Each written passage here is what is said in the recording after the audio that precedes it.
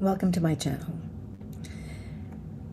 There is a lot in the news about H1B immigration fraud connecting to the Indian population. Today, I'm going to give a different perspective from an Indian who's been in India or who's been in America for over 50 years. And let's look at the real issues facing Indians and the reason that we're seeing a lot of backlash against Indians. Now, let's be honest. Indians have always been looked at as one of the hardest working, proud, and decent people here in the USA. Within the last 10 years, all that has changed drastically. The prestige that came being an Indian has changed completely. Now the name has become that Indians are scammers. Let that sink in. Indians were considered proud and hardworking, who assimilated to USA and has now become scammers. Now that the increased fraud is being exposed, Indians are losing their once dignified name. Once the core scamming industry emerged only after the 1980s and early 1970s, when outsourcing experiment began, mostly for back office IT work, like Texas Instruments in Bangalore in 1985. Customer service voice operations were limited, but in 1998, widely cited as a pivotal year, Pramod Basin, a GE Capital, set up one of India's first major call centers in Gurgaon with Raman Roy and others. This handled voice-based customer service and marked the start of a large-scale operations. This was a pivotal moment. Using this infrastructure created for voice-based customer service, scammers attacked and defrauded American citizens from their hard-earned money. Billions of dollars worth of money had been lost. I myself have received these calls. These people are calling from India. The primary locations include major metropolitan hubs, such as which are highly developed for IT and outsourcing infrastructure, such as Kolkata, New Delhi, Delhi NCR, Pune, Mumbai, Bangalore, and Hyderabad. The infrastructure that made India a global hub for legitimate IT and customer service, high-speed internet and English-speaking talent, and establishing telecommunication is frequently repurposed by criminal syndicates. These syndicates operate as underground businesses, complete with sales script, HR departments, and call routing technology targeting victims worldwide through tech support, IRS, tax, and bank fraud. They threaten Americans posing as U.S. federal agencies and use abusive language and threatening legal action and imprisonment against Americans to force them to make payments, often using Visa gift cards, such as Apple gift cards and other gift cards. They attack American senior citizens who have worked hard all their life to earn some money to put aside for their retirement. These are serious. Now the Indian population have seen contempt and disgust by Americans because of these scammers. Now let's talk about H1B visa and how this particular visa is affecting American workers.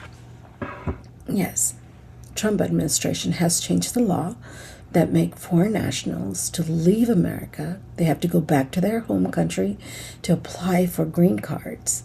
Their adjustment of status If you are on H1B, you don't have to worry.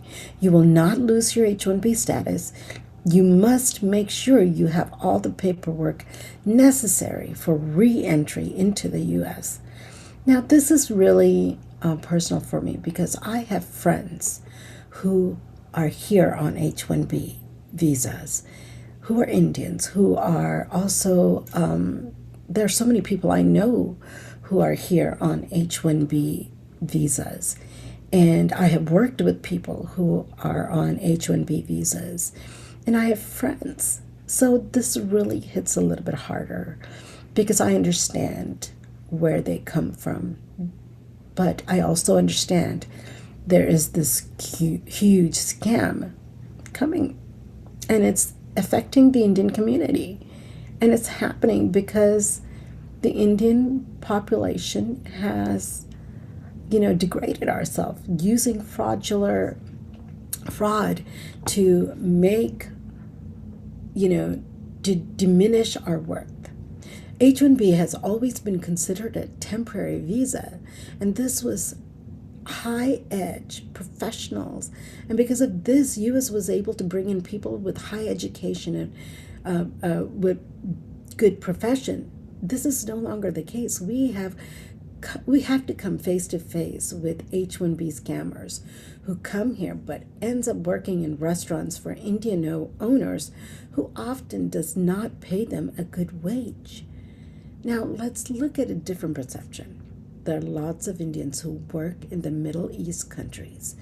Work visas in Middle East countries, primarily the GCC nations like UAE, Saudi Arabia, Qatar, Kuwait, Bahrain, and Oman, are mostly employer-sponsored under kafila sponsorship can't say system. Rules vary by country and they change the frequency. Now let's look at comparison between a GCC nation visa and a work visa here in the US, such as the H1B. Unlike US, these countries do not allow you to have permanent residency status. H1B visa was always seen as temporary visa, but US has allowed these visa holders the ability to change their status to apply for green cards while living in the US. Even if you were to get a permanent residency card in these other countries, it's only for maximum 5 years, and citizenship is extremely rare and difficult. Yet, in US, there is a clear pathway to citizenship via EB1, EB2, EB3 green cards, dual intent allowed after 5 years to become naturalized citizen. Now just think about that. Indians have used this process to come here to see who were able to have a better life for them, for their families. And now it is absolutely not the case because there's so many people who are taking advantage of this. So there's always been a pathway to citizenship, and but temporary versus pathway oriented. GCC visas treat you as a guest worker with fewer long-term rights. The US system, while harder to enter, is built for potential integration into society as a permanent resident or a citizen. Easy of entry. GCC is generally easier and faster to get a work visa if you have a job offer. The US is high competition due to caps and lotteries.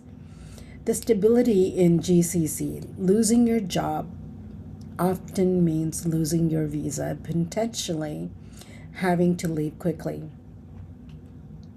In US, you have more options to transfer or extend, and green card gives you full independence, meaning if you have a H1B visa, you can change your jobs, and you can find if the employer lets you go you can find another job. So it was very, very lucrative, and Indians have monopolized this visa. And family life, let's look at family life.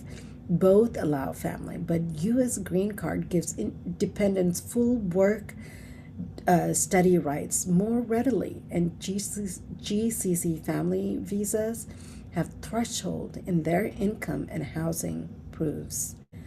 So, and the long term, let's also look at the long term options. With the GCC now offers attractive golden visa investment, talent based, kind of like what Trump is offering now, but but only for 5 to 10 years. Even still, these GCC visas are not permanent. They give you some stability, but not all of them. Eventually, you're going to have to go back home. You are not allowed to stay there and live a retired life. Often people go back home to India and for their retirement. But U.S. offers a realistic route to citizenship, which provides voting rights and a strong passport and unrestricted global mobility. And let's get deeper into this. People ask, what is dual intent? Dual intent is a U.S. immigration rule that allows certain visa holders to enter the U.S. on a temporary non-immigrant visa and simultaneously pursue a permanent immigrant status, green card, without it being considered a fraud. And so the policy shift that the Trump administration makes is the adjustment of your visa, and which makes it harder and more discretionary for most people. However, the memo explicitly recognized dual intent. That does not, it does not remove that. If it states that applying for a green card is not inconsistent with maintaining an H1B status. So H1B holders are in a relatively better position compared to people on visas without dual intent, such as tourism and student visa. The caveat is maintaining lawful H1B visa status. And H1B visa status alone is not enough by itself to guarantee approval of adjustment of visa. Officers now apply stricter discretion and will often push applicants towards consular processing abroad. In short, dual intent still protects your ability to pursue a green card while on H1B, but the path to actually getting the green card, especially inside the United States, have become more difficult and uncertain. Now the real problem. H1B visa are not being used in best professionals to get jobs in the best companies. Indians are using H1B to bring in workers who have no real professional skills, no education, no degrees. They come here, then work at restaurants, creating businesses in the U.S. This is strictly forbidden under H1B visa rules. The deceiving and scamming behavior has made Indians who were once considered smart, decent, and hardworking look like scums of the earth.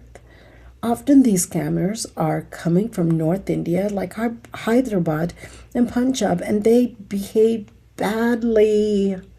People, this is really putting a lot of Indians in a microscope, because these people behave badly. They pee and poop in general areas, bringing cows into their homes, letting them pee and poop in their homes. This is absolutely disgusting behavior, and it's also unhygienic. You left India for a reason. Let's not make America or any other Western countries like India. Often the question is asked, after giving America the best years, will America ask them to leave? The answer is yes. Just like the other countries, like the GCC nations. They will not allow you to have a permanent residency, while Americans do.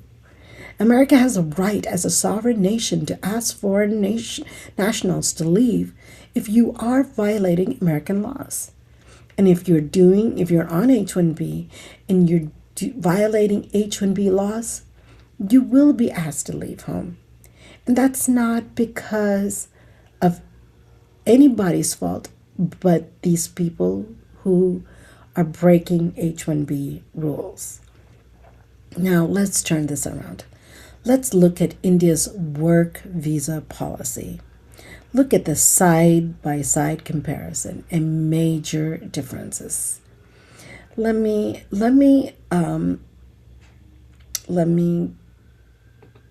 get, let's see, hold on. Let me see if I can pull that up. But if I can't, I'll just walk you through.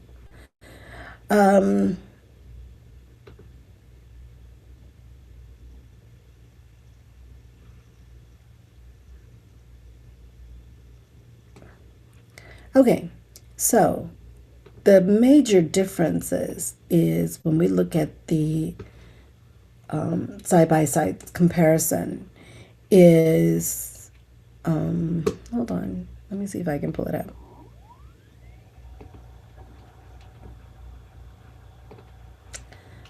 Let's see.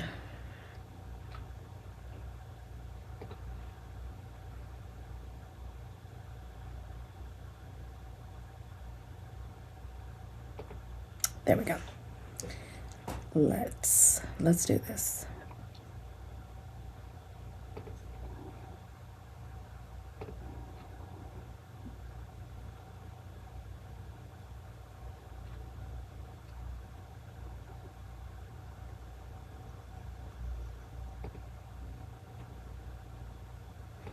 Well, I guess I can't open that up. Well, unfortunately, it is what it is. So,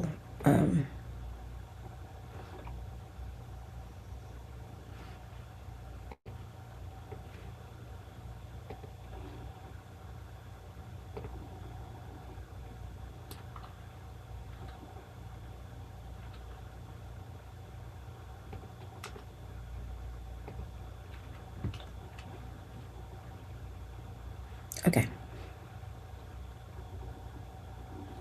So, for when we look at the H1B, when we look at the immigration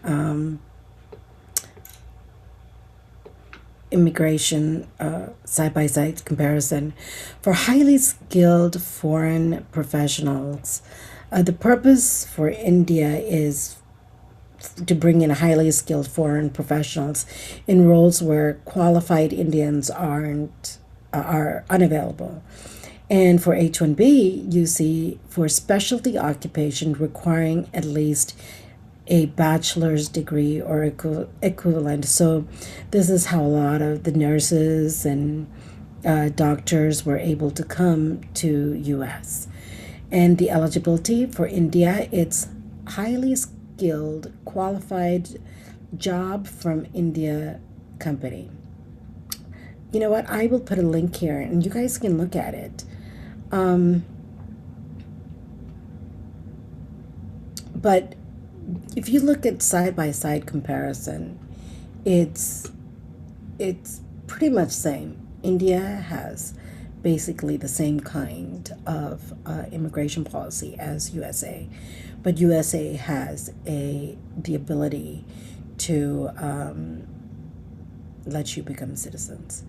So now, when we ask that question, is America going to ask you to leave? Yes, we are. We are.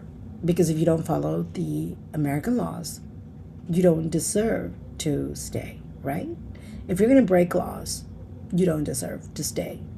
The people who come here should learn to work through them and, do the right thing.